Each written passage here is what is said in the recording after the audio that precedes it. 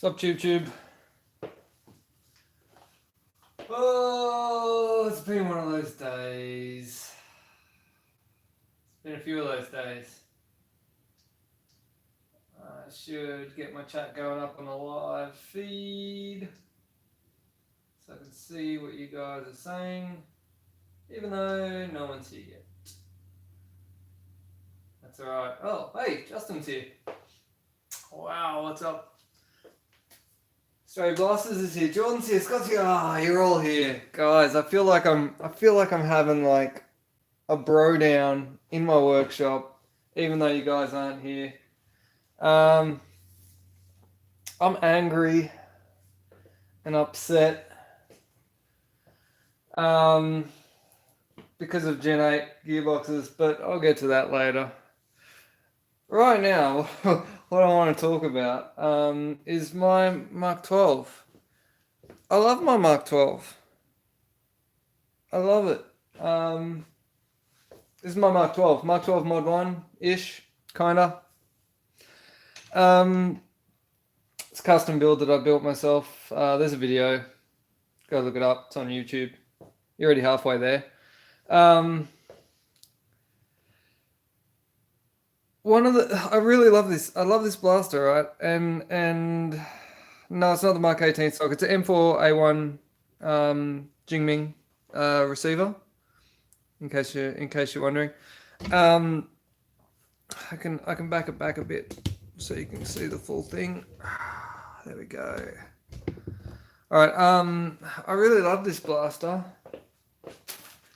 and there's one thing that I don't particularly like about it, and it's this. Well, it's not this, but it's that. It's the same as this. It's this aluminium buffer tube, and the first thing I don't like about it. One question: can we make a semi-auto switch fit in there? No. Not unless you want to MOSFET it. If you want to go to that trouble, I don't. So this aluminium buffer tube, if you've got one, there's two things I don't like about it. One is this castle nut. I hate this castle nut. I just want this, That's all I want. I don't want this fancy business. I just want that. I do have that, obviously, which I bought to put on here. I just haven't got around to doing it yet because I couldn't be bothered at this point. But I will get there one day. It's not that I couldn't be bothered, actually. I lied. I'm just too busy working on everyone else's blasters. I don't have enough time to do everyone else's blasters and my blaster. But I will get around to that one day. The thing I don't like about this buffer tube, other than the castle nut, like if we can get over the aesthetics and just look at, it's designed to go on to the standard SHIMMIng receiver, which it does on the back there, but it's got a gap. Do I do upgrades or something? Yeah, I do upgrades. I do everything. Custom upgrades, crazy stuff, not so crazy stuff. Hashtag Gen 8 the world. Hashtag Gen 8 box into every single possible blaster you can. Even this crummy old thing.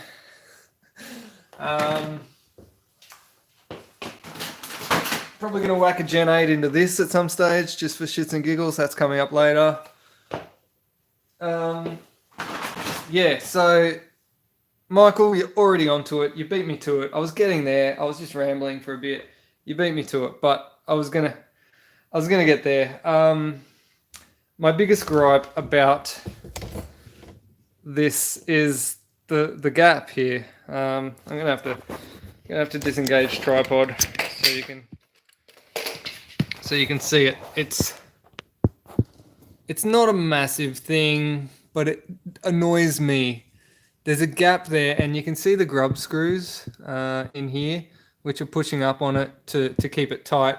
And that, as a result, sort of makes the buffer tube sort of point up a little bit. And that bugs me. But I'll tell you what bugs me more than that. when you're skirmishing and this thing is a little bit loose and you can feel it going dunk, dunk, dunk, dunk, dunk. That bugs me enough to, yeah, grub screw it. Anyway, so here's something that you guys who have got that buffer tube or are getting that buffer tube are going to want to do. You are going to want to get a little rubber O-ring, and I'm going to have to take these grub screws out first because they're going to get in the way otherwise. But yeah, a little rubber O-ring or something. Rubber I find is good because it is malleable. So for what it's worth,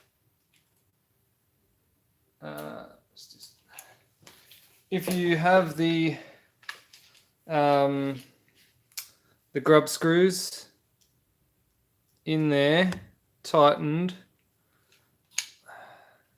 yeah, it keeps it nice and tight, but it's, I don't know, I don't like it. So O-ring, slide it over here, get it on there,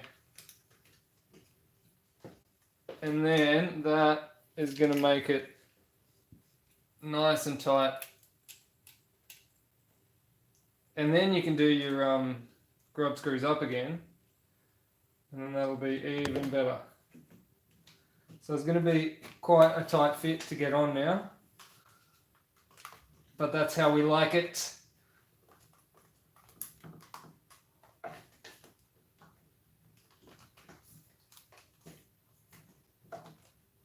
Oh, it's very tight. All right, hang on. Might have to rearrange this a little bit.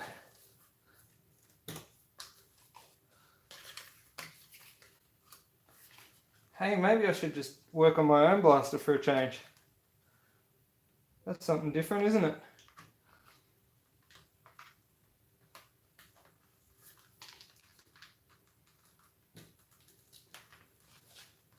Alright. It is so tight. There we go. Whew. Alright. Nice and tight. And then you can tighten your grub screws up. And then no more wibble wobble. Because no one wants to wibble wobble.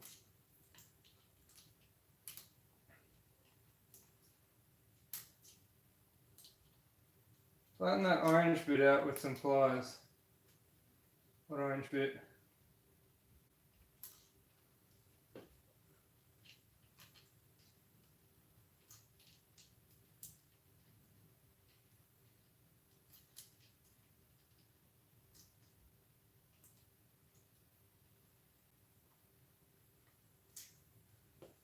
And to drill holes with Allen bolt set and heat Allen key and da da da da.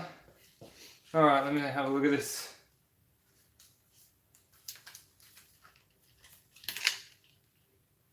Well, it definitely doesn't wibble wobble.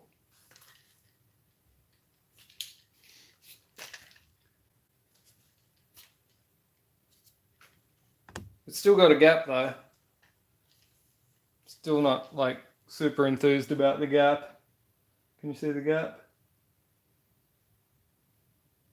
Oh, is what it is. It's not going to wibble wobble though. That's the main thing. Should I keep that there for aesthetics? No, I'm going to hang it up.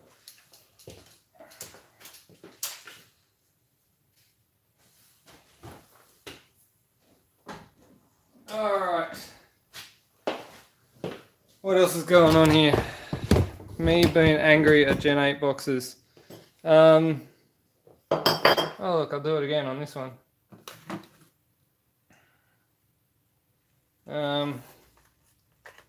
So I had a Gen 8 box in here on Friday when I started doing my live feed before I was interrupted.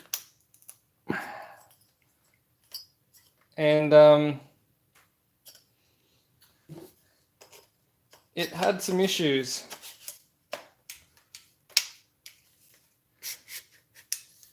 And I don't know if you guys were here, if you remember, but the teeth were stripped off this gear. See how there's no teeth on that gear? Awesome. This is the gearbox. Now, other than the fact that I've put bushes into it and taken the bearings that were like all chewed out of this gearbox, I haven't done anything else to this gearbox. And I also haven't cleaned these gears that came out of this gearbox. I haven't cleaned them. That's how they came out of the gears. Now, can you see what's wrong? Can you see what's wrong here? Where's the shmoo?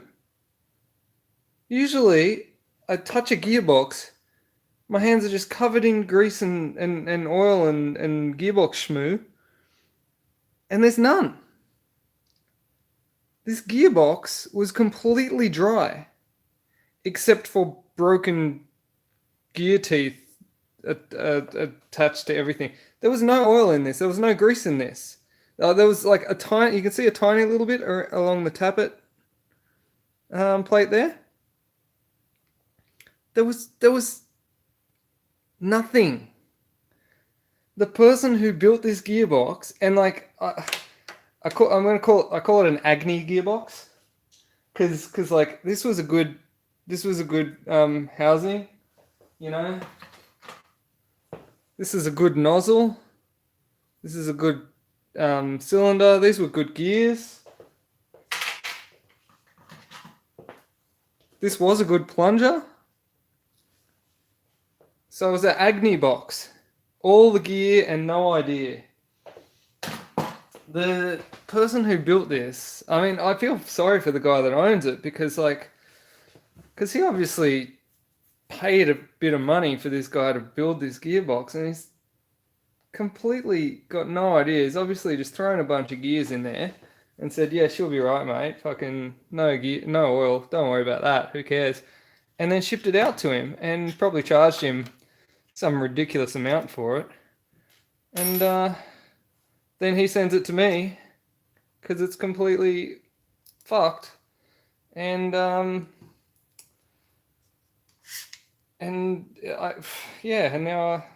as per usual, everyone else's problems become mine.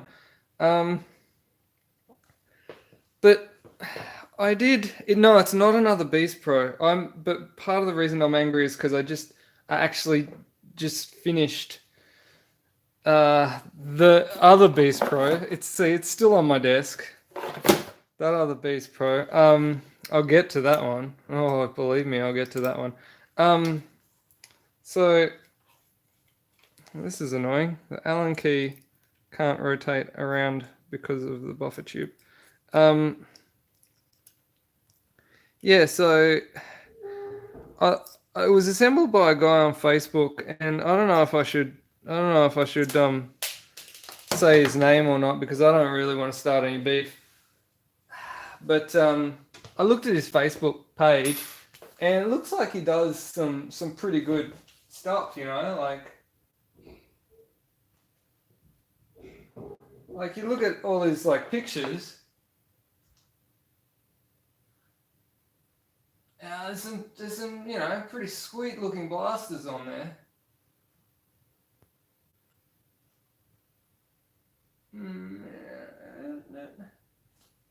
You know, and you know, it looks like he knows what he's doing without giving too much away there. There's a lot of good stuff there, but dude, he could not build a gearbox to save himself. There was so much wrong with this gearbox. There was no shims. There was no shims. Bearings that are like here's what's left of the bearing. Like I measured these in a caliper. These are 1 millimeter smaller than a standard bush. Right, so there's a millimeter difference here already. So you got one of these each side, so that's 2 millimeters difference. The play in these bearings is ridiculous. Like even the ones that are still together, they've got like 0.1 of a mil of play at least in them. So you got two of these, one each side. Each one's a millimeter smaller. You got 0.1 of a millimeter play on each one. You got fucking 2.2 millimeters of play, and there's no fucking shims in this gearbox. So I'm angry. Why would you do that? Let alone not putting oil in it. Anyway, so that was yesterday. Then today, the Beast Pro box. Do you remember this Beast Pro box? Remember how this happened? It was brand new too. It was a brand new Beast Pro box, and it just like shut itself. Anyway, there's clearly a problem with this gearbox because the new plunger arrived today, finally, and I chucked it in the gearbox, and guess what happened? It broke in the exact same fashion as the other one did. So there's clearly something wrong with the way that was built. Yeah, I don't know exactly what, but I got a feeling. I don't know if it was built wrong or if just the original failure of the plunger caused some other damage inside the box, which is like unrepairable. This is a metal mag, by the way, in case anyone wanted to know. This is like a decent weight. Like when you slap that in there, this becomes like decently heavy. Like, yeah, that's side note there. While I'm here,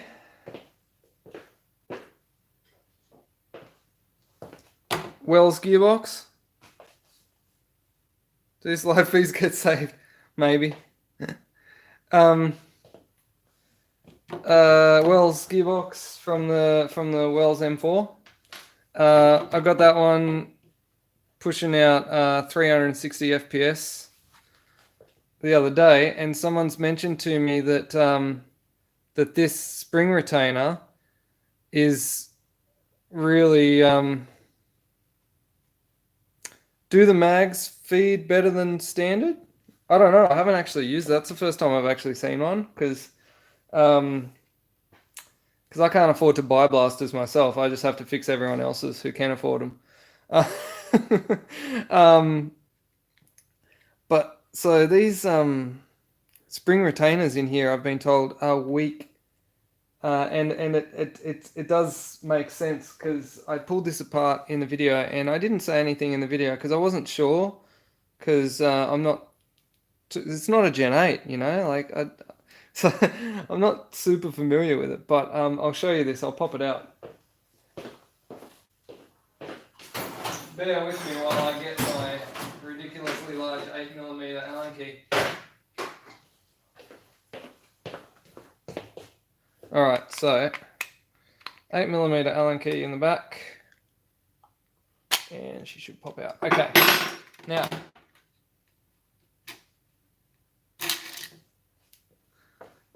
this is a spring retainer. Like, I don't know what it's made of. Some sort of plastic or nylon or something. But these two tiny little tabs are all that holds that in the box. So you do one of two things. You either get a metal one of these, or you do what I'm doing, and I'm making a retainer out of carbon fiber.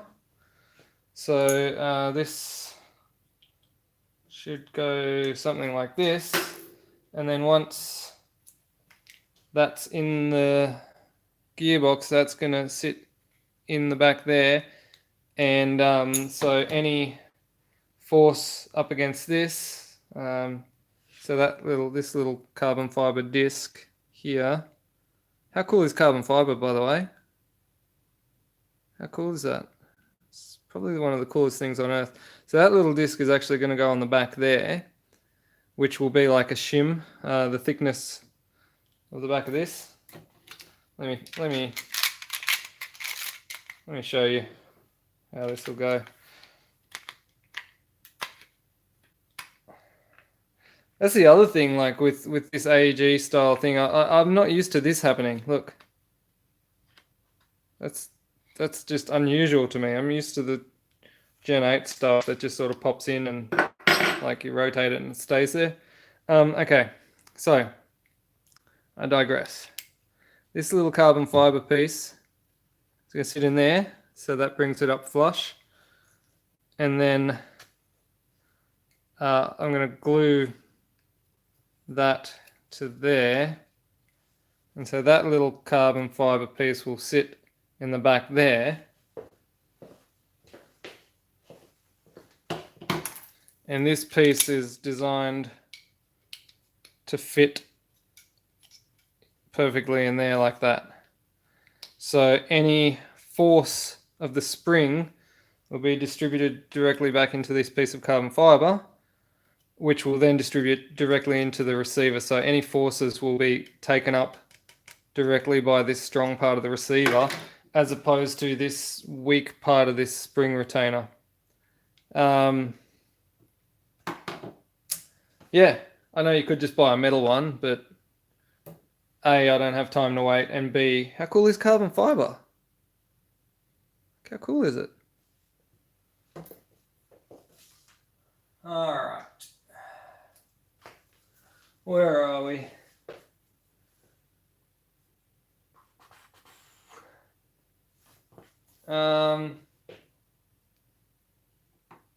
Yes.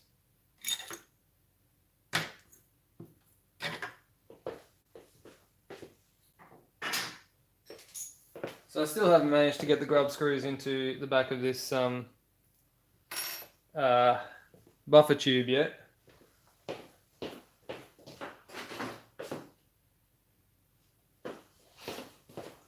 I need to get like a fancy Allen key with a angular knob on the end of it. Are they Allen keys or hex keys?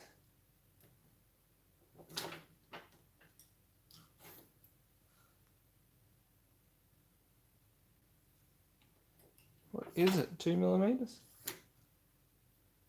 Oh, it's going to be one of those non-metric thingamajiggies, isn't it?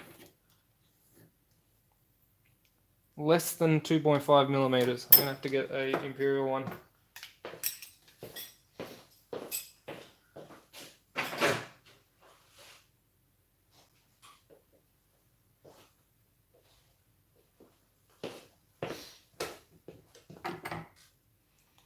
Uh, 3/32. What kind of measurement is that? All right.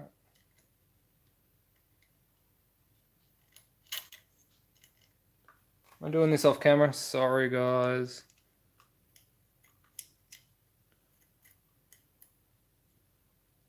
This is in a really awkward spot to put these holes for the grub screws too.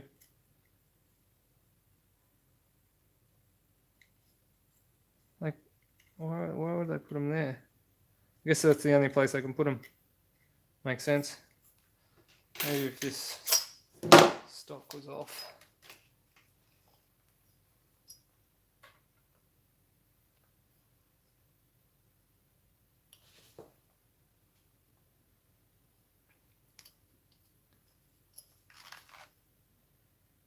Who's blind? Australia Blasters. Blind in a good way, I hope.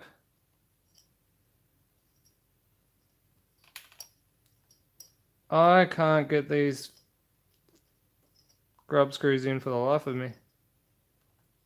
What's wrong with me? Oh. Riddle me this, Batman. How can you get grub screws in those holes when they're obscured by that? Clearly the answer is to run them in backwards from the other side and then tighten them once they're in, right? Makes no sense. I should have probably put them on before tightening the castle nut. That would have been acceptable. I'm sure the internet will tell me how to do it after I've done it. Only the internet can judge me. Take the tube off. I'm not going to do that. You know how long that would take? It'll take at least 2 minutes. Look, I can just do this.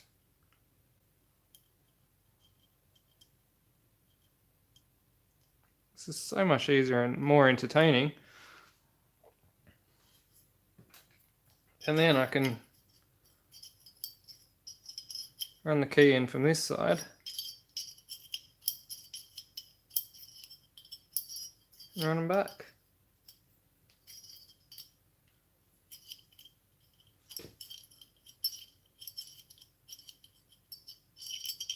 Alright, look at that, see? Got them in. Should have done that the most awkward way possible. Alright. Put this in.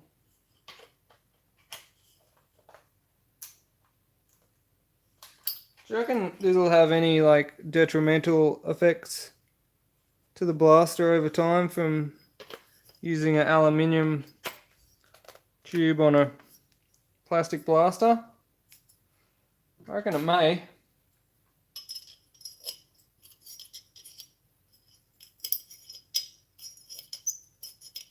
I'm just waiting for the Gen 9 so that I can just screw the buffer tube into it. Gen 9 does that, right? Does anyone have a Gen 9?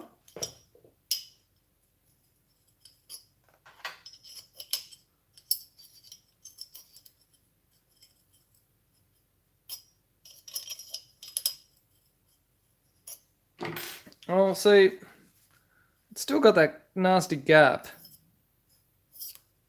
But at least it's tight. It's not wobbling.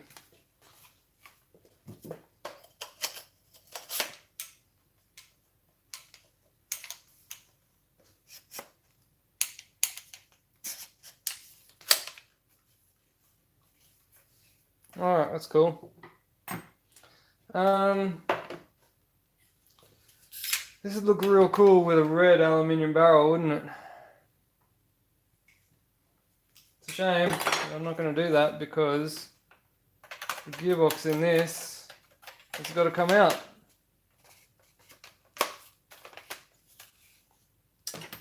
Because that Beast Pro gearbox is supposed to go in this. Waiting for metal trigger and arrow. Where are you, Chris?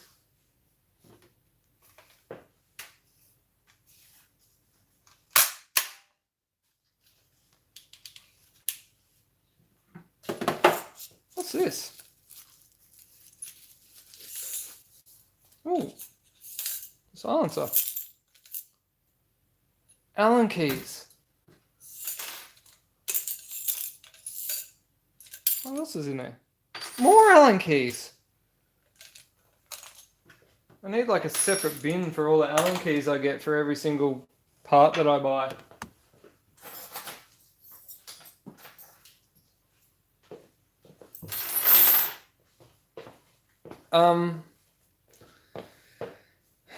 I should make a PO box.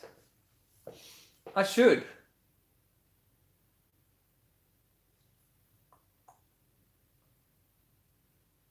Put your finger inside, it's really sharp. I'd probably prefer not to put my finger inside if it's very sharp.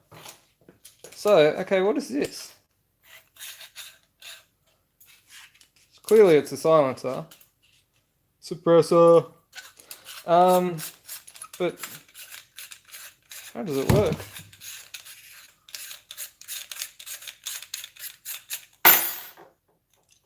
Alright.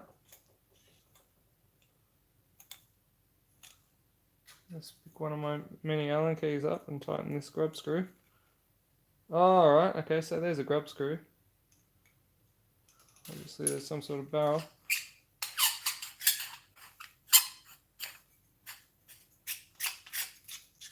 This unscrews. There's a grub screw under there. Does this go on here? Oh, look at that. It does go on there.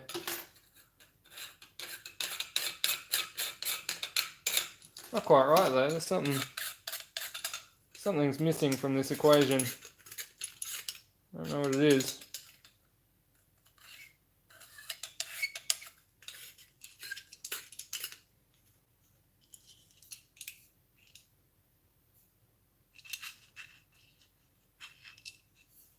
Alright, I see. This bit unscrews. That comes off. Then this goes on. And then you use your many Allen keys. Nope. To tighten that up. But of course, before you do that, you must put these bits on so that when you do this,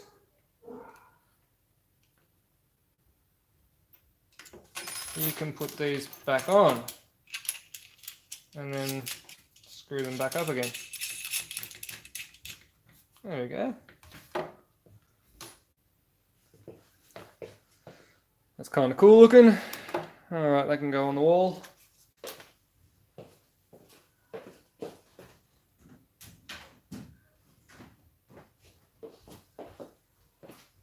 This press is too big. Alright, what's next?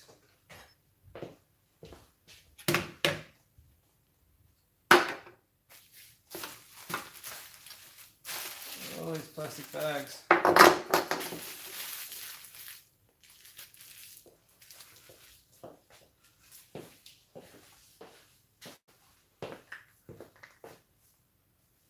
Yeah, Jordan, I know. I read the Reddit feed about silencers and suppressors, or I watched the YouTube video or whatever the hell it was. I don't know. Look, I don't care. Silencer, suppressor, same. Same, but different.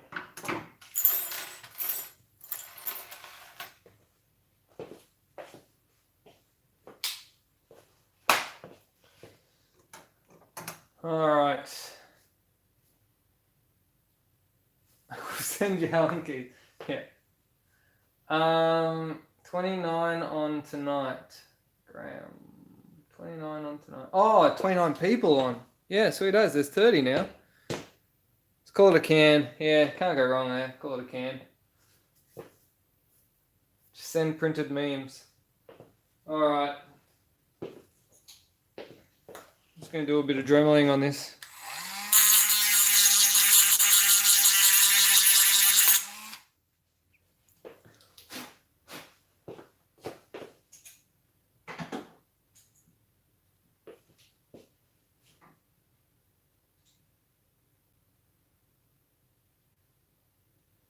Hey, Australia Blasters, what do you do?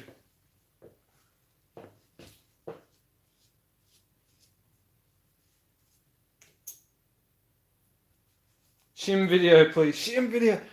My God, if I did shims, you would be bored to death. Do you want me to shim this thing?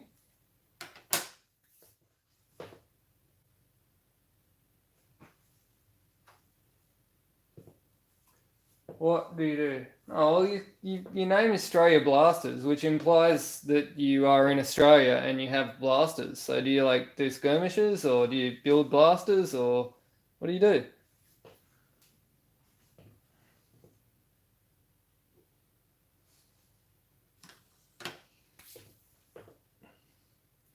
I swear if I If I do this shimming thing, you guys are going to be bored out of your brain. But I'll do it. Because it's got to be done. And no one else is doing it. Yet. Alright. Let's get you in nice and close.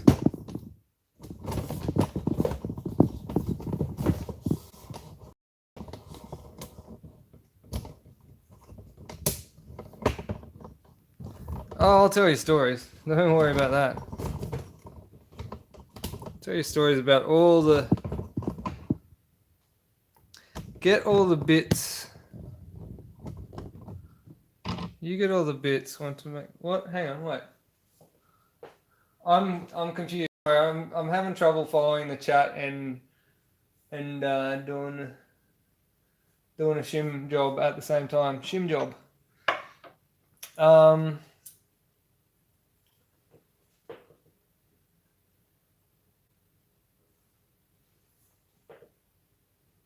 You're pretty hopeless, that's why I'm here. I'll see, you got my hopes up, Australia Blasters, because with a name like that, I kind of hoped you were better than me. Alright, you get all the bits, want to make it work, please, next time. I don't understand what you mean. Alright. Here we go. This gear, the internet can tell you what it's called. I'm pretty sure it's the bevel gear. And it goes in here. And its important job is to transfer the motor torque into the spur gear. Alright. So what you do is you pop that one in to your gearbox. And you get your screws.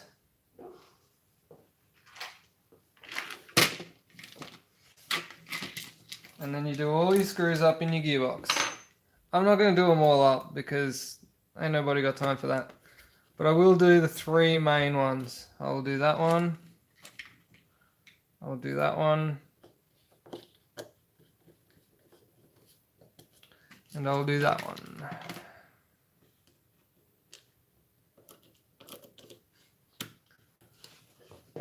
If you don't shim it, then it breaks.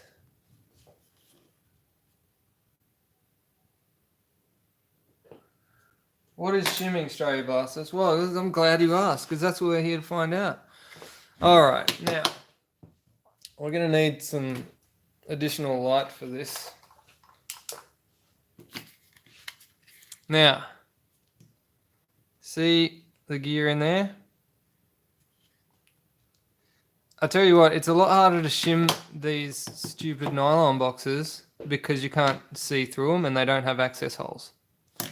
But yeah, so what we need some better lights. Hold up, guys, while I get better lighting. How's that? Is that better? All right. So what you're trying to do is about 3 different things when you're shimming. You are trying to make sure that there's no lateral movement in the gear. Like, I mean this way. You don't want the gear wibble wobbling in there. So, I mean, this one's sweet. This one's not moving at all. But you also want to be able to see that it actually spins freely as well. So you don't want it to be tight in there.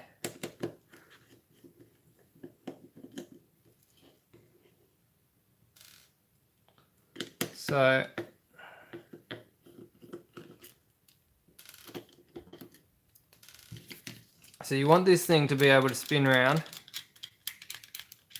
freely in there. You don't want it to be tight. and you don't want it to be able to rock up and down in there either. Does that make sense? So when you pop your gearbox together, put your screws in at the torque that you would do them up to usually, and then check for play. You can check for play if you can't see through this black gearbox. You can actually look at the shaft here, and you shouldn't be able to move that shaft. This gear is a bad example because it's actually perfect. And Gen 8 gearboxes are actually easier to shim than AEG gearboxes or Wells gearboxes. I swear I spent 2 hours just shimming this box. Like the gears in here, like I spent 2 hours shimming this box. So like you can see in here, there's no movement there. And it's good because it's clear, you can actually see the gears as well. Plus there's an access hole here that you can see the gears. And if you could see in there, there are lots of shims. There's many shims. There's like, I don't know what it is, the AEG gearbox versus the Gen, or the Wells gearbox versus the Gen 8 gearbox. Gen 8 gearbox is a lot tighter tolerance. The tolerances in the Well gearbox are like massive.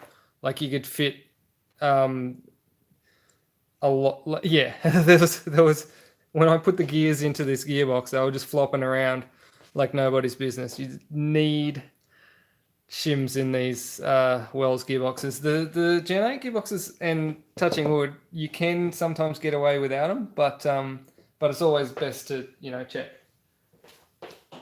All right, so you got to get your spur gear next. You want to pop it in there, and let's hope this one is like way out for the purposes of making a good video, because if it's not, it's going to be boring. Although it could be a blessing. You don't have to watch me pull apart the gearbox 100,000 times. But hey, whatever floats your boat. You always start in the middle. I'm gonna have to disagree with you, John, because like you always start from the point of drive transfer. So you start from the motor and work your way through, because yeah, like why would you start in the middle? It's never a good place to start, in my opinion. You always start at the start and work your way to the end. Anyway,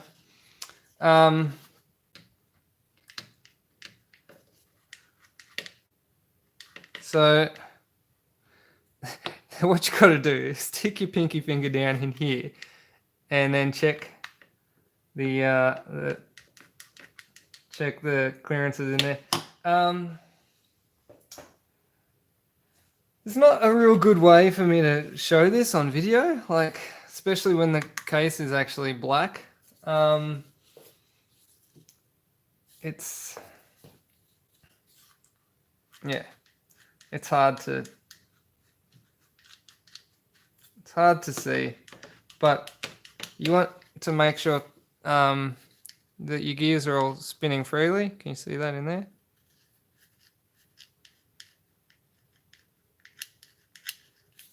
And there's no play. Again, you can probably, when I wiggle that, you can see the shaft doesn't actually move. So again, no play. Now this, you might find there is play. Unfortunately, I'm not finding, like, this gearbox is actually like coming together really well, unlike the last 2 gearboxes I did where I spent literally hours shimming them.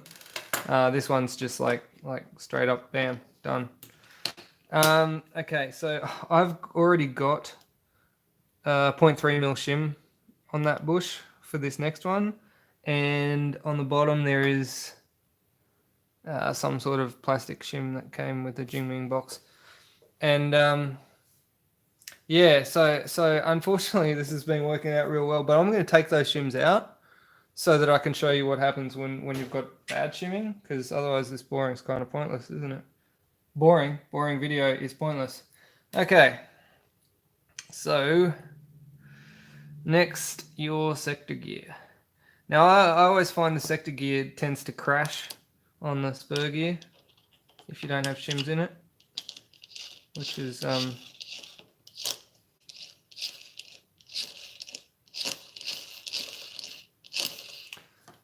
again, it's kind of worthless unless you have it in the gearbox because the shafts wobble around. But you want to pop that in, pop it all together. All right, good. Finally, we got one that needs some shimming. All right, cool. All right, so you pop your gearbox back together.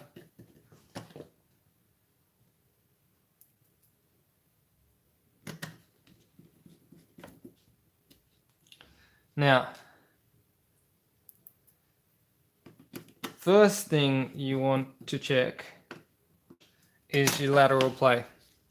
Now, can you see that? Can you guys see this here on this shaft?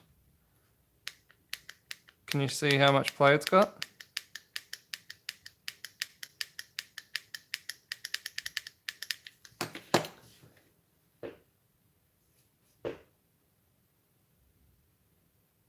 Everyone? Yep, cool. Everyone's good. All right. Now, for the purposes of science,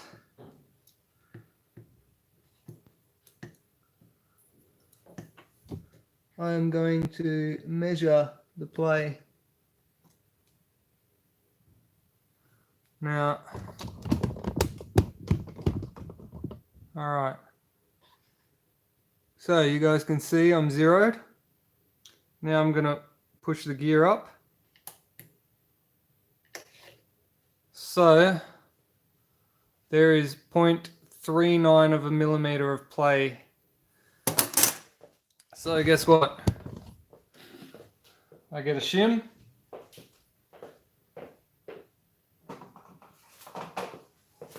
Here's a shim kit. Here's a shim, which is, so I've got 0.39 millimeters of play. Chances of me actually getting all of that play out are pretty slim, but I'll at least be able to get most of it out. So 0.39 mil of play, and I've got a, hang on, I need to zero this again, sorry.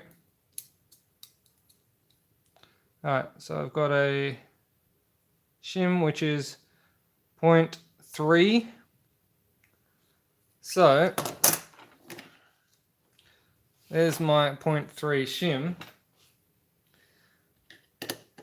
Now I know that if I put that 0.3 shim in on either the front or the back of this gear, it will take out all but 0.09 millimeters of play from the shaft. But in which direction? So, where's my 0.3? All right, so I know that in this gearbox, right in here, this sector gear tends to want to crash into this spur gear there. So if I could, and I'm exaggerating this for the purposes of the video, if I could raise that up just enough there so there's plenty of distance between that gear and this gear, then if I raise that up, I can eliminate the chances of me actually having the sector gear crash into the spur gear. So I've got my 0.3 shim here. I know there's 0.39 of a millimeter of play in that. So I put my 0.3 shim in, and then I put it there. And then I whack the gearbox back together again.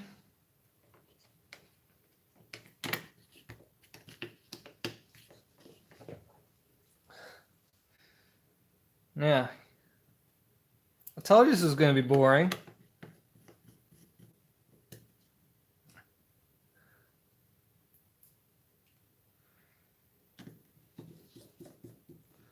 but you wanted to see it. All right. So now, I'll zero this again, and I wiggle this.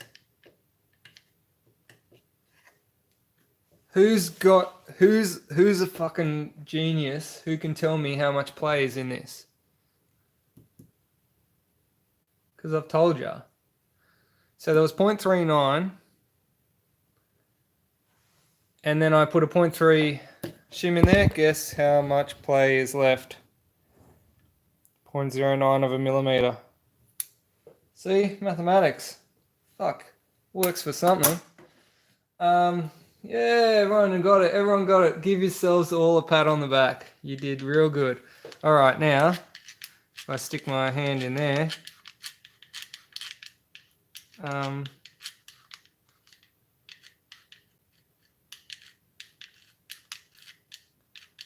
It's still got 0.9 of it. Still got 0.9 of a mil of play. Can you hear that? It's quite a bit of play. I don't have a 0.9 shim though. That's the problem. I might have a 0.1 shim, which will be 0.01 too large. But yeah, fuck. What are you gonna do? Tiny shims. Here we go. This one's got to be a tiny one. It looks tiny, and it helps when you're zeroed. Alright, so what's that? Yes, it's a 0.1. For those who don't believe me, there you go, a 0.1. So I'm gonna slip a 0.1 in there as well.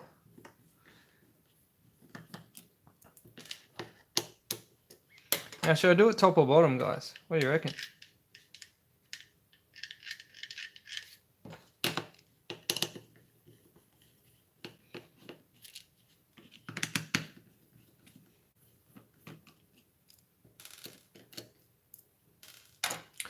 Unfortunately, guys, this gearbox was really easy. I was kind of hoping it was going to be a pain in the ass like the last couple of gearboxes that I've done, which took me like a long time to shim up correctly. This one actually just shimmed up really nicely. I will chuck this on the top because of reasons. And that reason is because you don't want to lift this gear up too high, because this sector gear still has to engage with the gears on the plunger here.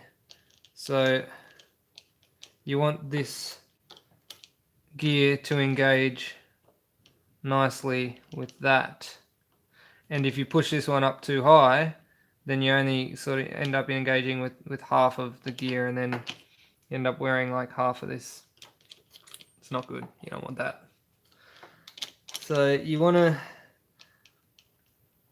keep it as low as you can, but not crashing into this one. Another trick that I've found, this bearing here, or this bush, I should say. It's a bush in this case. In this case, it's not too bad, but I have had a few where the actual spur gear contacts that bearing or bush, and you don't want that because you can see how close they are. They're very, very close. So I've had to put a shim underneath this one to keep this off of that bush, and as a result of shimming that one up, it brings these teeth too far up on there, and then they're contacting on here. So then I've had to shim this one up as well, and so it starts becoming this big sort of, if you shim that up, then you've got to shim this up, and if you shim that and that up, then you've got to shim that up as well, because yeah, so it can get kind of complicated. If you shim them up too high, then when you put the case on, it's too tight and they don't turn. So so this one actually shimmed up really nicely, and I'm glad it did, because otherwise I would be here 2 hours later and you guys would be like, this is the most boring feed I've ever watched. Never want to hear the... Shimming the wells was tricky. Yeah, shimming the wells was a pain in the butt. A lot of shims. There was a lot of shims. And what measurements?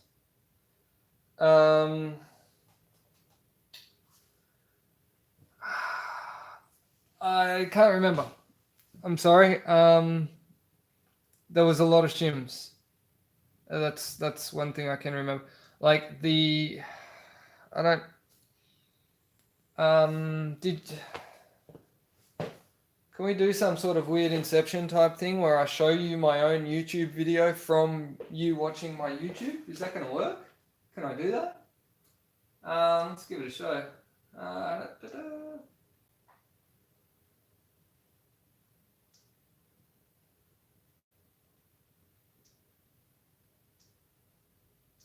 Sorry guys, just bear with me.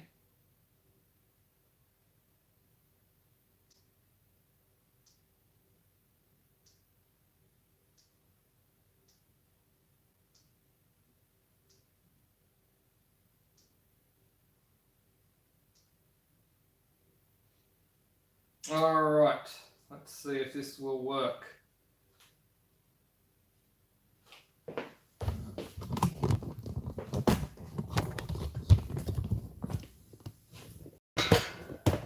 All right, can you see that? Is this some sort of weird Inception type thing? If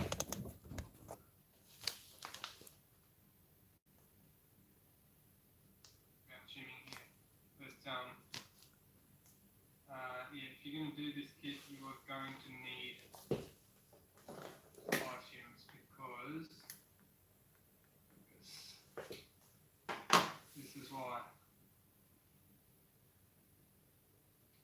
So I just put the first gear in there. Let's see.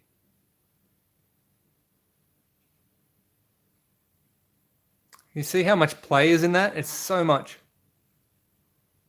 That moves. What? Way too much play in it. So much play. If you put that back in your blaster without shimming that, you would have no teeth in a second. Alright, so you get the picture on that one? Sorry for like double... Has that been done before? Double YouTubing. Double tube? Tubes? I've never done it before. It's a first for me.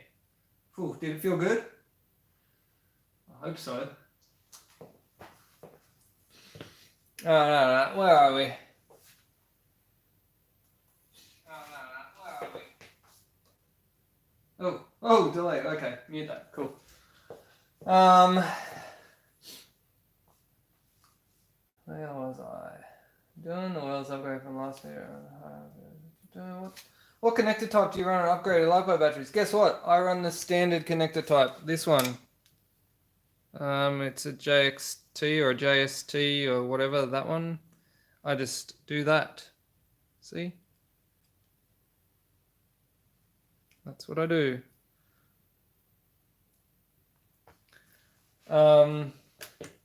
I don't see a reason to change. Like, I know a lot of people run Dean's connectors, and I run Dean's connectors.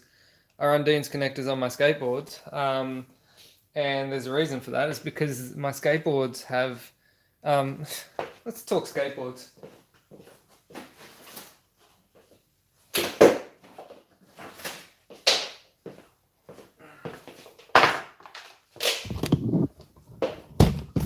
Let's talk skateboards. Alright, so my skateboards have, let me just bear with me a sec here.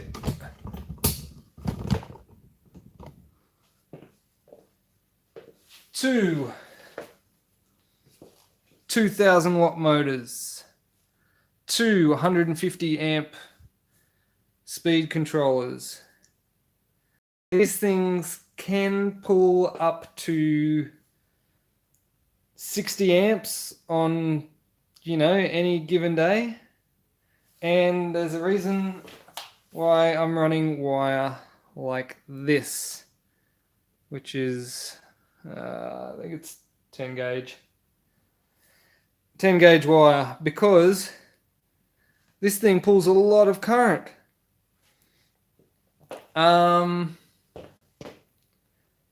However, and because it runs lipos like this, as opposed to lipos like this, or lipos like this. If you're catching my drift. So, Dean's connectors, yeah, full of them. There's a trilogy of Dean's connectors there. It's also covered in dirt because I skate it. But yeah, do I need Dean's connectors on this? No, because look at the gauge difference in wire. Like if I was running 10 gauge, 12 gauge, maybe even, then yeah, I'd run Dean's connectors. But I don't see the point if I'm not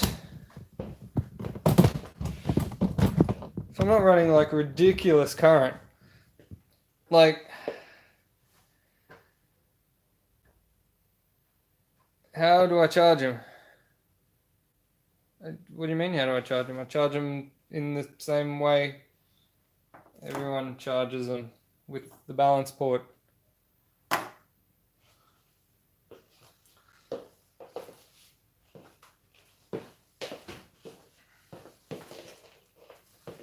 Is that confusing?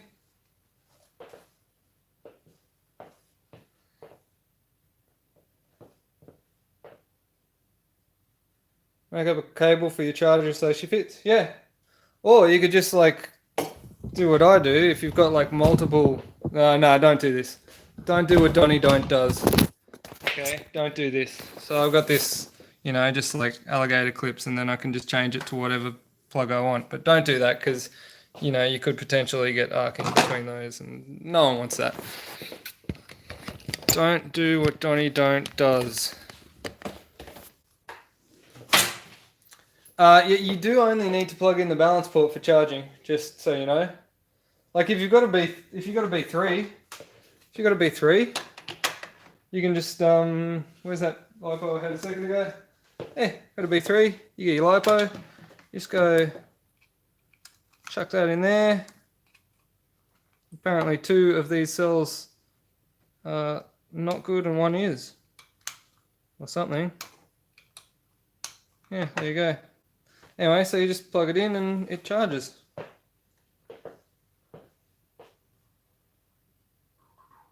Cheap way is balance leads. Like most of the charges just, I don't know. Anyway, yeah, so that's what I do. Balance leads. And even my skateboards, I charge balance leads. I charge what are we running? 6S up to 10S? 10S? Yeah, 10, even 12S. I think I've got a 12S skateboard. And I'd still just charge them with the balance leads.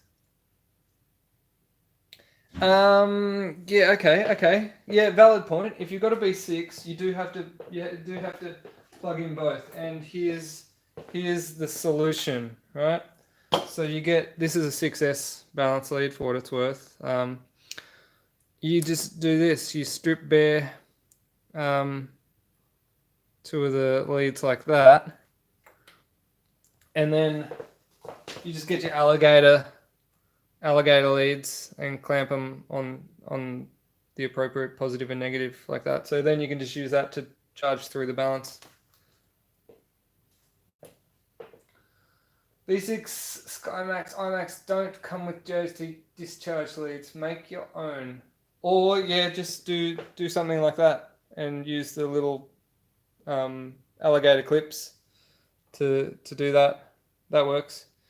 For what it's worth, this and this, these two wires on the balance lead are the same as the other power lead wires. So let me just grab another battery here. So this red and black lead is literally exactly the same as this red and black lead. They are literally identical. Like they connected to the same thing. So that and that is the same, and that is the same. They're just used for different purposes, so they have different terminations on the end of them.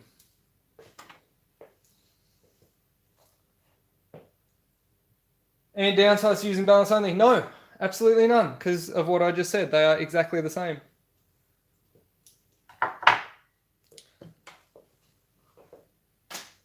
All right, so we're doing a gearbox shim. That worked out quite well. Are you guys happy with that shim job? Shim job sounds like a sexual act. What current? Hey, for what it's worth, these things here. Where are we? These things? These things can take 7 amps. Most chargers can't charge at 7 amps. Most batteries can't be charged at 7 amps. So yeah, don't worry about the current through the balance leads. Don't say shim job again.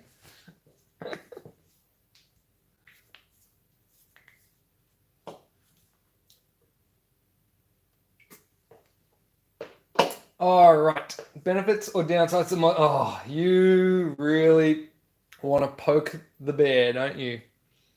You want to poke the bear. Okay, benefits to MOSFETs. You can hook them up to the Bluetooth on your phone, and you can use Google Alexa to Bluetooth and tell your AEG to switch into select fire mode.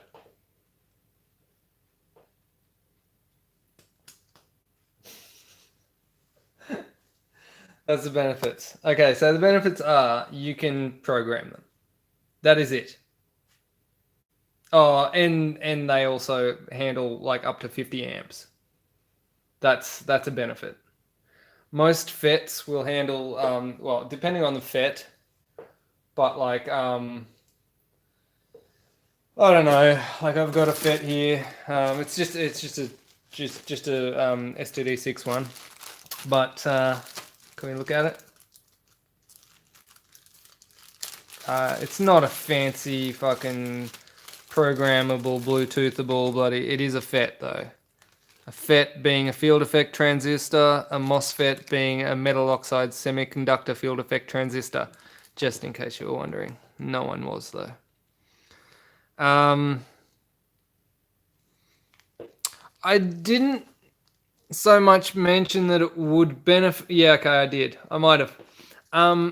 The reason that I'm not huge on FETs, FETs are great. Okay, FETs are awesome. Now this is a 150N03. I'm going to quickly Google the spec sheet on that. 150N03. Anyone else who's got Google can do it too. 150N03. And it is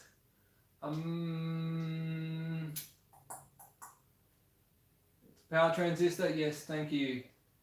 Thank you, Google, for telling me what I already knew. Data sheets. Okay, it is an N channel 30 volt 20 amp MOSFET. Is that right? I expect it to be a cheap shit one because it is a standard fitment on the STD6. Not saying that the STD6 is cheap shit by any means. I'm just saying that they wouldn't have put like a 50 amp FET in if they could save a few bucks by putting a 20 amp one in. But it is indeed a 20 amp 30 volt FET.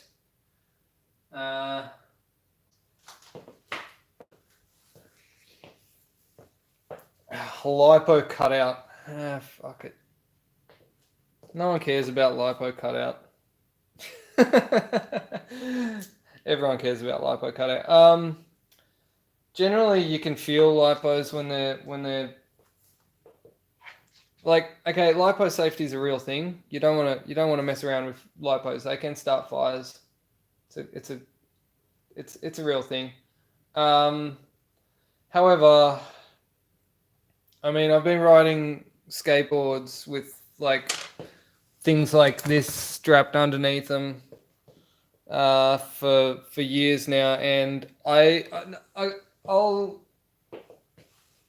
run one of these because they're great. So you slap one of those on there, and it'll tell you how many volts per cell, which is cool.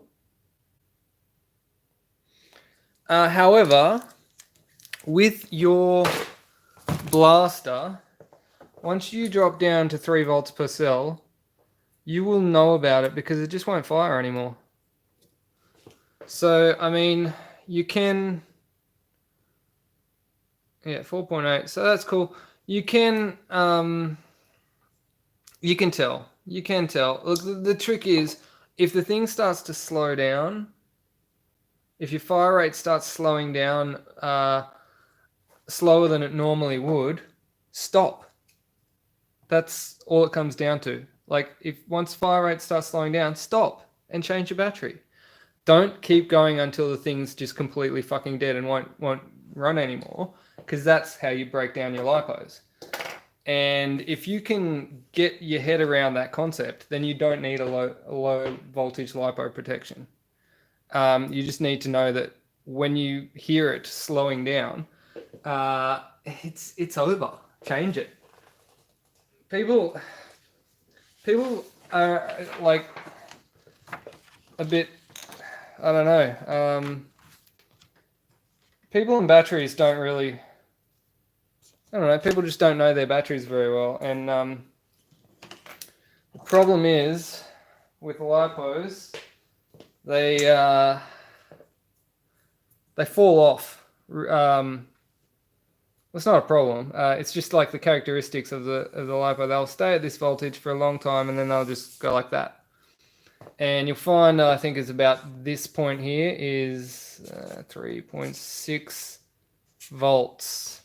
And this point here is 4.2 volts. And if you drain it to like anything less than 3.0 volts, you're going to kill it. You're going to make it want to start a fire. Keep it above 3 volts, keep it below 4.2 volts. They are the magic numbers. You can do it any way you want. You can do it with a lipo protection circuit, or you can just stick one of those in your blaster. Because you know what happens with these when your voltage starts getting low. I don't think I have any dead ones, but they make a really loud noise, like this. Like that, see? So, and they continue to do it once your lipo gets low. So you can just, these are like $2. These are like $2. Like, okay, my main beef with FETs is that they cost like hundreds and hundreds of dollars. You can do the same thing for a couple of bucks with a few other pieces of equipment. I don't think that they're necessary unless you are drawing so much current that you are breaking your switches. If you're drawing more than 10 amps continuous from your blaster, then you're going to need a FET. However, if you're drawing more than 10 amps from your blaster continuous, you're going to need like battery packs that are really, really big, because these things, well, these are liars for starters. These things are like 700 milliamp hours.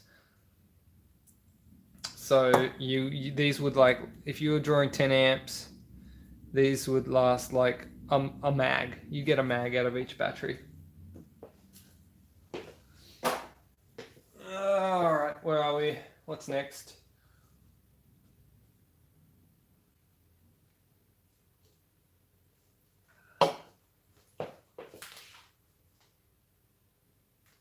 Are you formally educated or self-taught?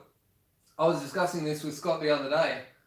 My best description of me would be that I am a mechatronic engineer. You can Google that.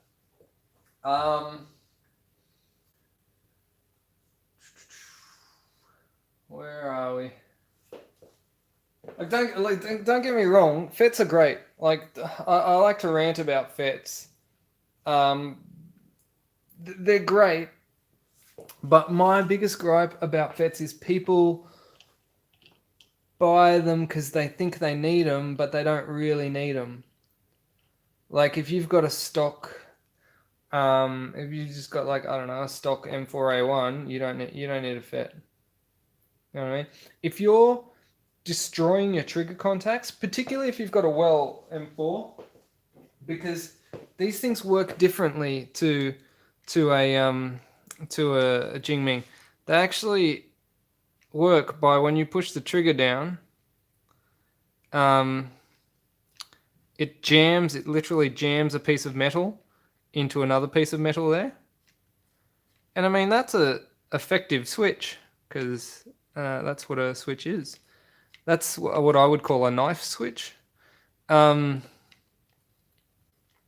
It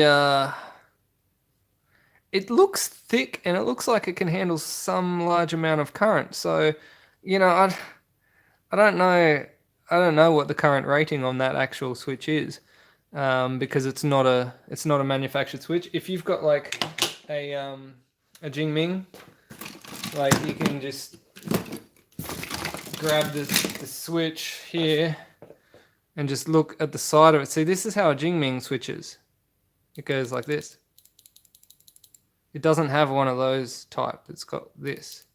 And it literally sits in this box here, and then the trigger pushes on it.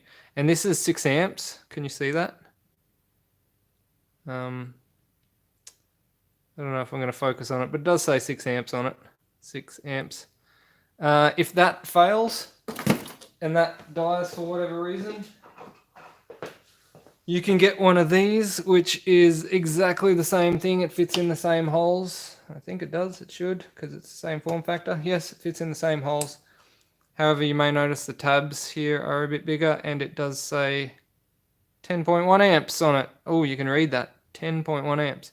So, with the Jingming, if you're pulling more than 10.1 amps, then you may need a FET. Sure, why not? But if you're not pulling more than 10 amps, why do you need a FET? Unless you really, really, really want select fire, then you can program it with the Bluetooth of your phone and tell Google Alexa to prime your mag for you.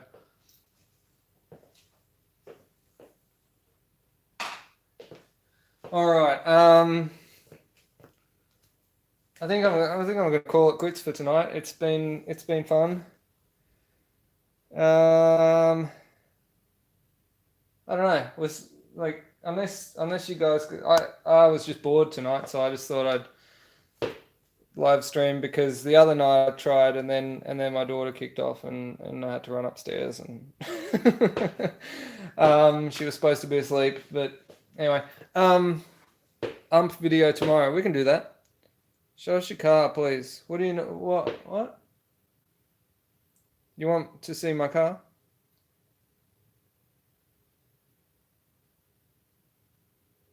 I'm like, okay, I apologize, Michael, because because I was taking the piss, but only lightly. Like you literally can get MOSFETs that will connect to the Bluetooth of your phone, and then you can fucking program select fire and all that sort of stuff from your phone. I'm not even joking. You can do that. And if that's the sort of thing that you want, then go for it. Like for real. You can do that. But like if you want to spend $200 on what is, or 300 plus whatever, that's like, I think 280 is one of the cheapest ones. If you want to spend that kind of money on what is effectively a switch, then go for it. So go for it. It's all yours. It's your money. It's not mine. I just What's the cost of a MOSFET really justify the use? No, see, no. That's what I'm saying. No, the cost of, no. Like, I don't see the point. But, you know, unless you're burning out switch contacts left, right, and center, if you are burning out switch contacts left, right, and center, then yes, particularly with the well. Not so much with the GEARBOX because they use a switch.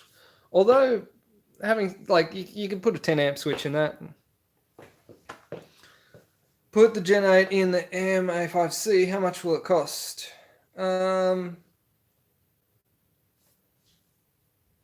don't know, man. I've got one. It's funny because I said the other day, someone said, can you put a Gen 8 into a MA5C? And I said, yes, of course I can if someone sends me one. And someone sent me one. So there you go. Yeah. so I'm going to do it. That's going to come in a video later though. Right now I think I'm going to... What am I going to do? Carbon fiber in the Wells gearbox. And I'll probably assemble the rest of this Gen 8 gearbox. And I'll assemble it with grease, unlike the last person who built this gearbox, who decided it was a good idea to ship it out without grease in it. Because that's cool.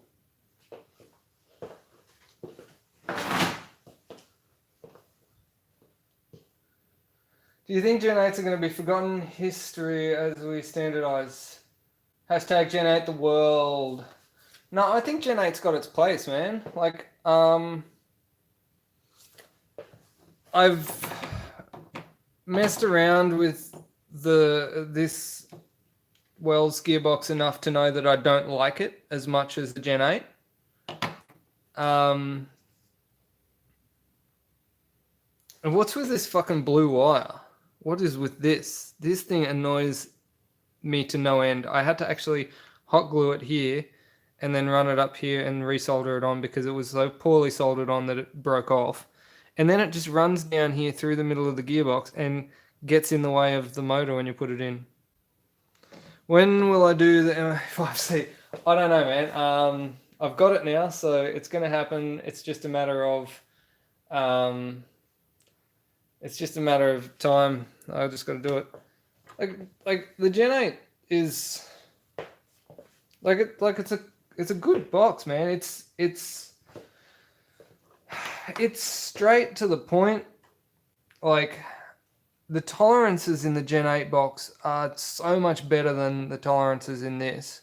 Like you saw me shim this. If you'd have seen me shim this, you would have fallen asleep because it took 2 hours to shim this, whereas it took like maybe 15, how many minutes? I don't know.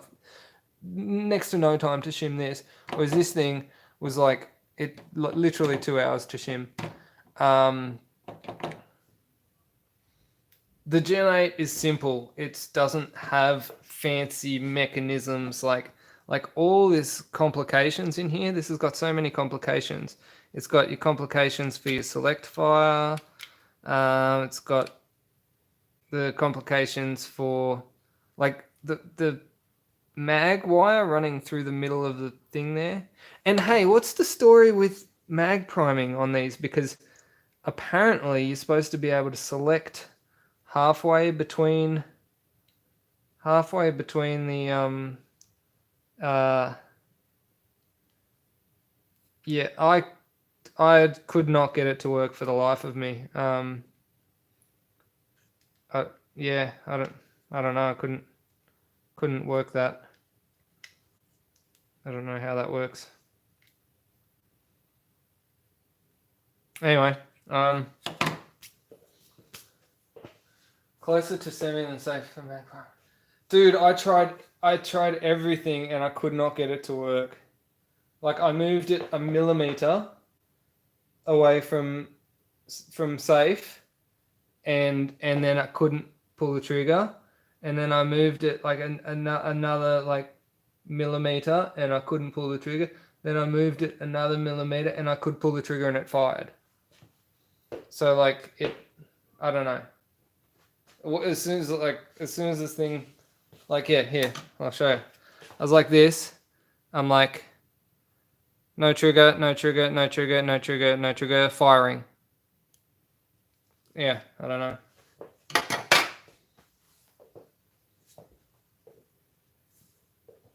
Yeah, you know what? I'm just going to say it. I'm going to go out there and say it. I don't think any wells have mag prime. I don't think mag priming was a feature that was ever installed on this blaster.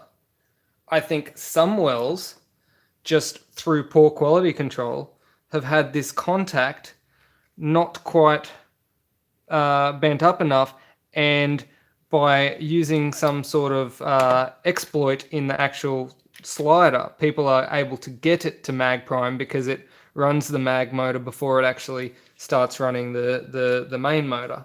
I don't think it was a feature they intentionally installed. I think it's just a fluke.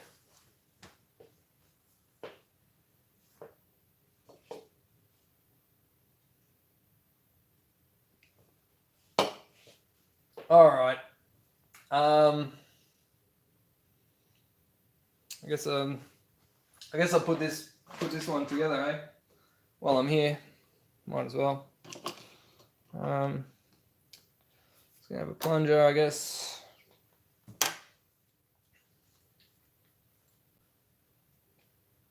Yeah, I really don't know about that mag priming thing. I reckon it's a bit of a.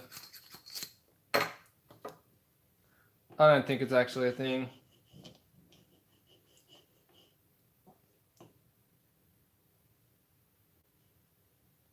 Like, the Wells is an awesomely powerful blaster. It's spectacular, but I much prefer the Gen 8 box. I don't know, it's just simpler. And you can fit it in everything. You can just jam it in everything. Like, the cool thing about the Gen 8 is that you can literally jam it in anything because it's all one piece. You can stick it in anything. You can't do that with these because the motor requires the handle as part of, like, the actual unit to fire. Whereas the Gen 8 box, you can just open up. You could literally make a cardboard box and make it around this with barrel, and it would work and it would fire.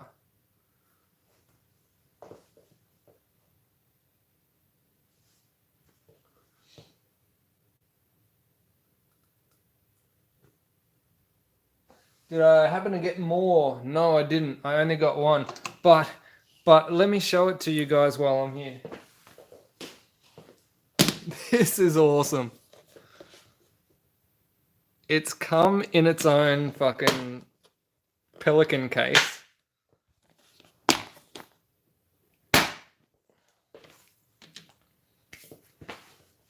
So, comes in its own little Pelican case. It's got a remote switch and everything. It's got adjustable windage and elevation for the lasers and the torch. So that's torch. Oh, sorry, that's torch and laser. That's laser only. Now, I don't know if you'll be able to see this on the phone. You might be able to. Yes, you can see it on the phone. Look, can you see it in the? Yeah, it's actually an infrared laser. I can't see it with my eyes, but obviously the camera in the phone picks up a little bit more infrared than my eyes do. But I actually can't see that laser at all. But it is picked up a little bit by the camera on the phone. But when I use my night vision, I can see it perfectly with the night vision. It's yeah. So that's infrared, regular, and flashlight and regular, and then just flashlight. Yeah, how cool is that? Anyway, that's for no real reason whatsoever, other than I really wanted something. I got because I had the I had this one, which is obviously a cheapy one. which I was actually, it's just an empty box basically. It does have a laser, but like there's no elevation or windage adjustment. That these are all fake. And I use it to actually keep a battery inside, so I can have additional battery on. But I wanted this one so that my night vision, on my night vision scope, I can actually sight the target, because when I was using my night vision in the backyard to shoot cans in the dark, because that's what I use it for, I couldn't see my reticle. So yeah, IR laser, of course. Why else would you need?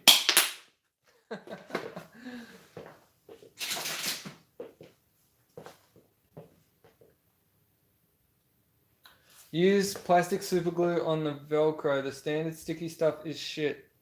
What are you referring to? The one to stick the remote switch? Is that what you're talking about? Is that what you're talking about? Because I've actually ordered a handguard cover that's gonna replace all of that anyway.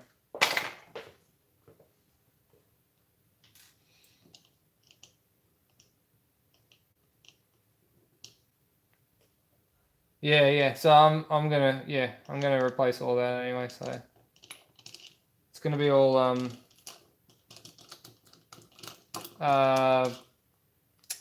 what do you call it? It's gonna be all I don't know, integrated. Integrated. That's the word I'm looking for. So it's like a little handguard thing that actually holds the switch inside it as well.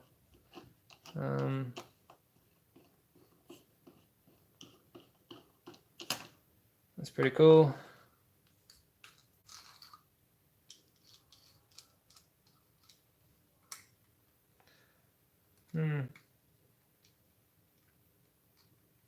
Yeah, it's not bad.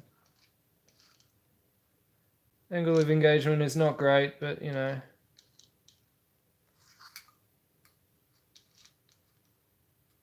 Yeah.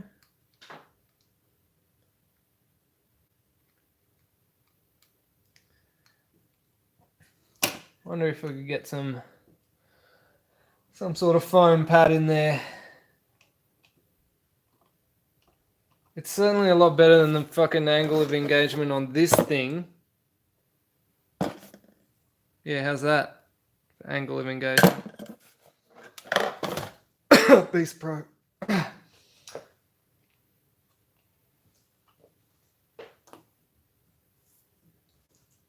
Some of those clear plastic pistons break easily. I've heard some of these nylon ones break easily, because 2 of these have broken in my hands. But yeah.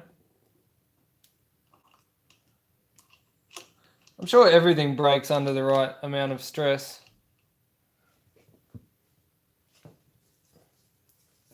All right. I think there's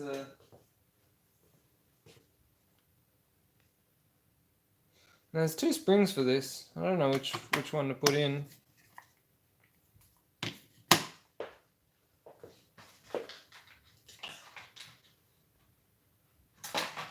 There's this one.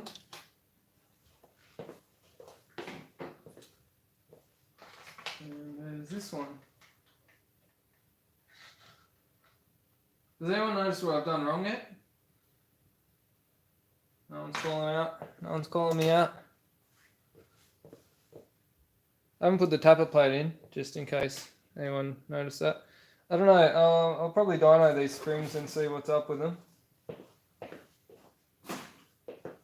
That could be interesting. Not a fan of the 2018 hop-up. You're not a fan. I actually quite like it. Oh, it falls off. You know what? I think that's not necessarily an issue with the hop-up itself, but with the tolerances of 3D printers. I found that I've ordered like 3 or 4 of the same hop-up, and some of them are like, you know, beautiful tight fit, and some of them are not. So, where are my hop-ups?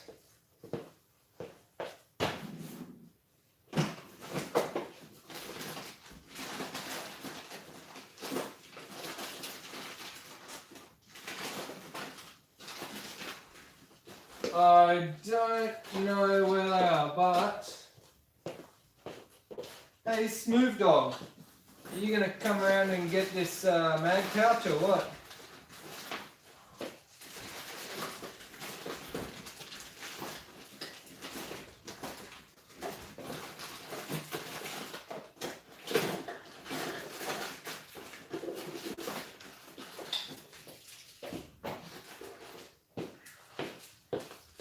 All right, I found one. All right, so, oh, off camera. So that's it there. Let's just grab a random tube. That's a pretty nice fit. So this one's obviously one of the ones that has a better fit. Did have another one in here somewhere.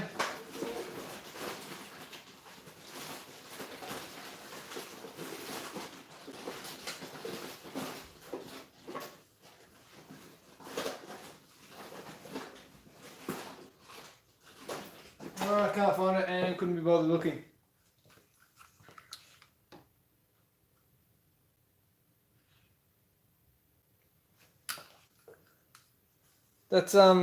That's yours, Smooth Dog.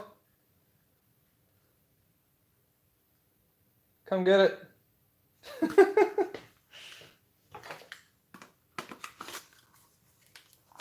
Nice and tight. I like it.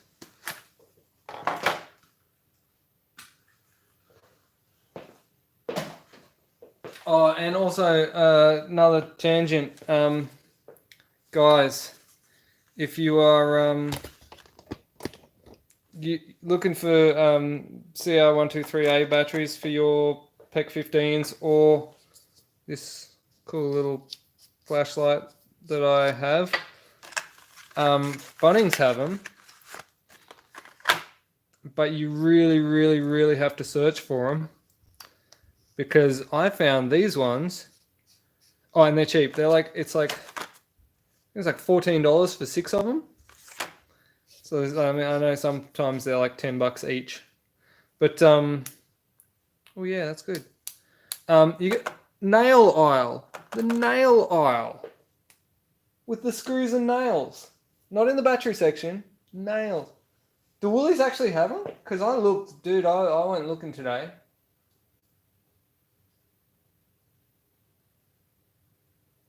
Grub screw. Nah. Hot glue, man. Just a dab of hot glue on there. And then if you change your mind later on, you can just rip it off. I do the same with the T-pieces. I just I'll hot glue them in, and that's good enough. They'll hold in there.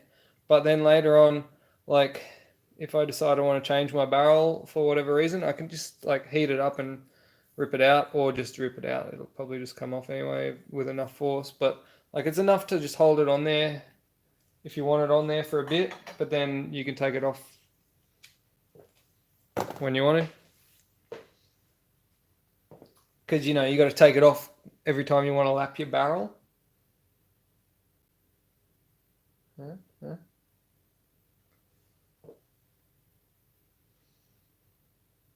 Were they on one of those random stands they put in every shop? Yeah, random stand, literally. That's literally random stand. I just in the nails, I had to search the whole shop, and I knew they were there because I went online and they said they were there, and I went straight to the battery section. They weren't there, and then I asked the person, and they're like, "Yeah, we've got 26 in stock." I'm like, "Cool, where are they?" I don't know. All right. Suppose I should put the tapper plate in this, because that'd be a silly thing to leave out.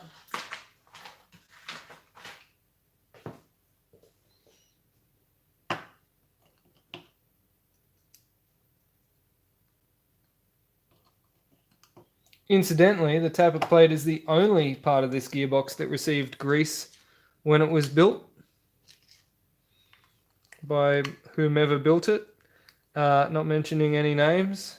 I think Gel Blaster Mods Australia. Yeah.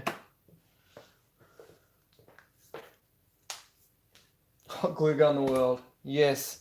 Hot glue is so awesome. Like, especially... What are these... What do you reckon these springs are?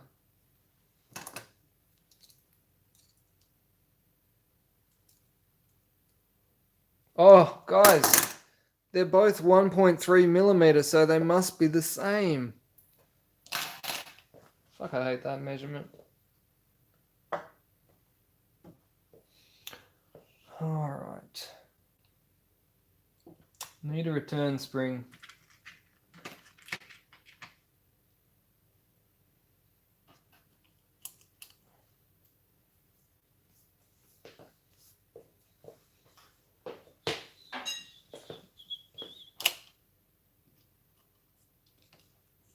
Is this on camera? Oh, good. I hate it when I like go and do something and then I look up and I realize that I'm completely out of frame. And everyone's like, I couldn't see it.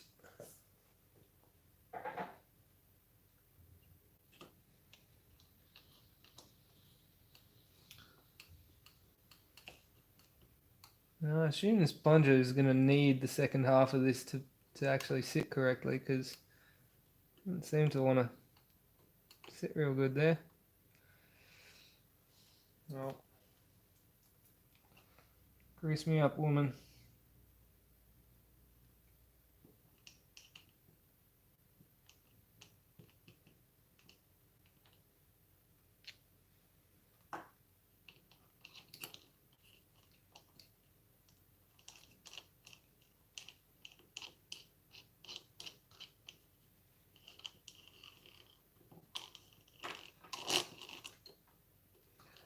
All right.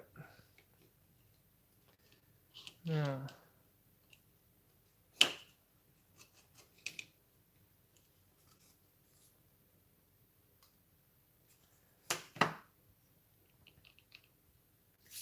cool. All right. Now that the tappet plate is installed, I'll pop this thing back together.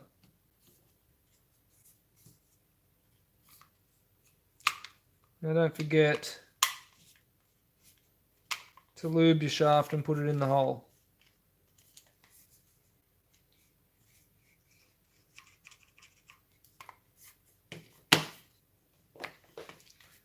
Now, how's that plunger looking?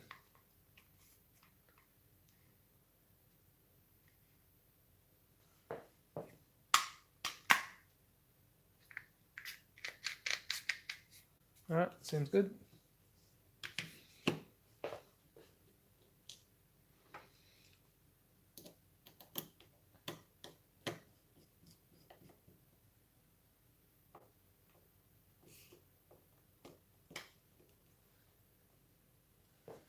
Yeah, the spring dyno. You're talking about the spring dyno.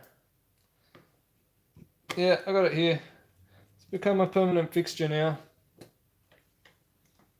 Do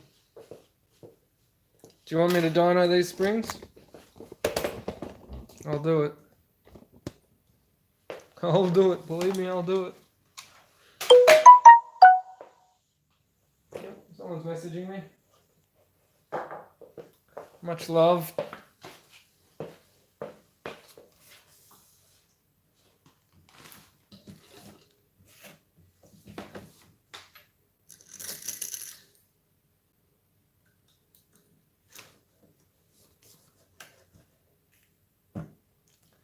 Alright, we got a 9.5.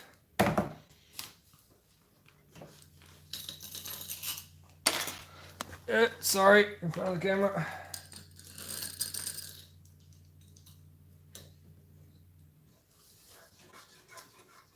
Woohoo! She's a live one.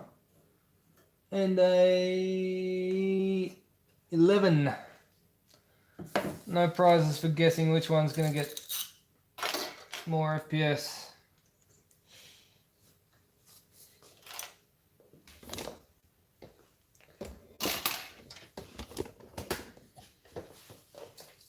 It's the 11.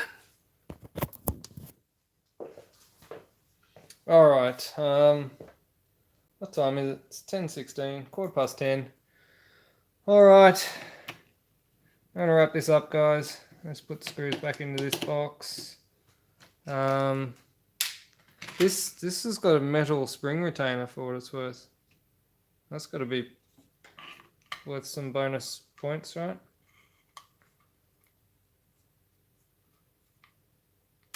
Oh, fits quite nicely.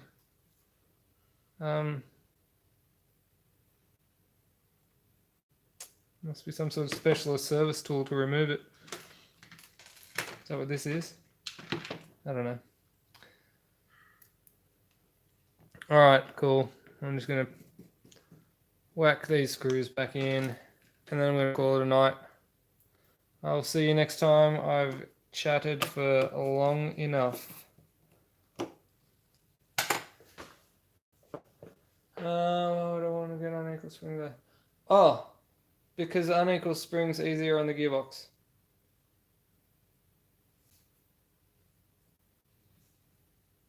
All right. Peace.